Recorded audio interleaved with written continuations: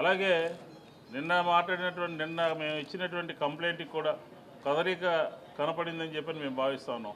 ఇప్పటి వరకు జగన్మోహన్ రెడ్డి గారి మీద పవన్ కళ్యాణ్ కానీ, చంద్రబాబు కానీ, అలాగే కొన్ని సోషల్ మీడియాలో చేసినటువంటి కంప్లైంట్స్ అన్నింటినీ కూడా కొన్ని పాటలు మా మీద చేసినటువంటి అన్నిటి మీద కూడా నిన్న కేంద్ర ఎన్నికల పరిశీలకులకు వచ్చిన సందర్భంలో ఇచ్చాము. వాళ్ళు కూడా ఢిల్లీలో ఉన్నటువంటి అధికారులతో మాట్లాడి దాని మీద కూడా తదుపరి చర్యలు తీసుకుంటాము అని నిన్న చెప్పారు. కాబట్టి దానిని కూడా మేము ఎక్స్పెక్ట్ చేస్తున్నాం కొద్ది రోజుల్లో. మేమైతే చెప్పాము 48 గంటలు ఆంధ్రప్రదేశ్లో తెలుగుదేశం పార్టీ ఎన్నికల ప్రచారాన్ని నిలుపుదల చేయాలి, ఆపాలి, దీని మీద సీరియస్గా తీసుకోవాలని చెప్పని కూడా ఈరోజు మేము కోరడం జరిగింది. ఇలాంటి సందర్భంలో మళ్ళీ పెన్షన్ల మీద కూడా రాజకీయం చేస్తున్నారు. 1వ తారీఖు వస్తూ ఉంటే పెన్షన్ల మీద రాజకీయం చేస్తూ మొన్న జరిగినటువంటి పెన్షన్ల పంపిణీ మీరు ఇచ్చినటువంటి కంప్లైంట్లు మూలంగా మీరు ఇచ్చినటువంటి నమస్తే అండి. ఇది వ్యాపారం గురించి కాదు, ఓటు గురించి. ఎన్నికల్లో ఓటు వేయడం మన హక్కు మాత్రమే కాదు, కర్తవ్యం. ఎంతో మంది మహా నేతలు శ్రమించి ప్రాణత్యాగం చేసి ఈ అవకాశాన్ని మనకిప్పించారు. అందరూ ఓటు వేద్దాం. ఎందుకంటే ఓటు హక్కు ఊరికే రాదు. నా ఓటు ఎవరికో తెలుసా? అది సీక్రెట్ అండి.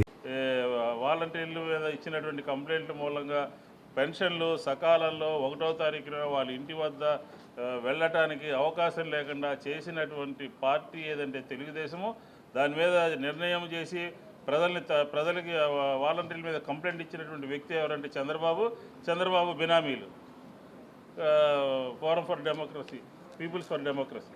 ఇలాగ మళ్ళీ 1వ తారీఖు వచ్చేటప్పటికల్లా మళ్ళీ రాజకీయం చేసే విధంగా చీఫ్ సెక్రటరీ గారు కలిసి అక్కడ బెదిరించే ధోరణిలో వ్యవహరిస్తారు.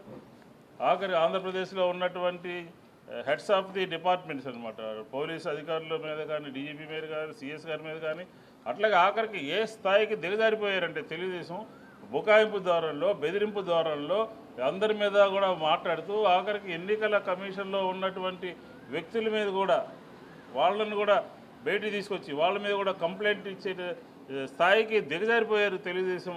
ఏదో ఒక రకంగా భయపెట్టాలి, ఏదో ఒక రకంగా వాళ్ళ కార్యక్రమాలు నిర్వహించుకోవాలనే ఉద్దేశంతో ఆ రకంగా మాట్లాడటం జరిగింది. కాబట్టి ఖచ్చితంగా నిన్న చంద్రబాబు నాయుడు గారు నెల్లూరులో మాట్లాడుతూ ముస్లిమ్స్ని కించపరిచే విధంగా, ముస్లిమ్స్ని వాళ్ళ అభిమానం దెబ్బతినే విధంగా వ్యవహరించినటువంటి, ఆత్మాభిమానం దెబ్బతినే విధంగా మాట్లాడినటువంటి, వ్యవహరించినటువంటి వ్యక్తి ఎవరంటే ఆధారాలతో సహా మనకు కనబడుతూ ఉంది చంద్రబాబు నాయుడు గారు.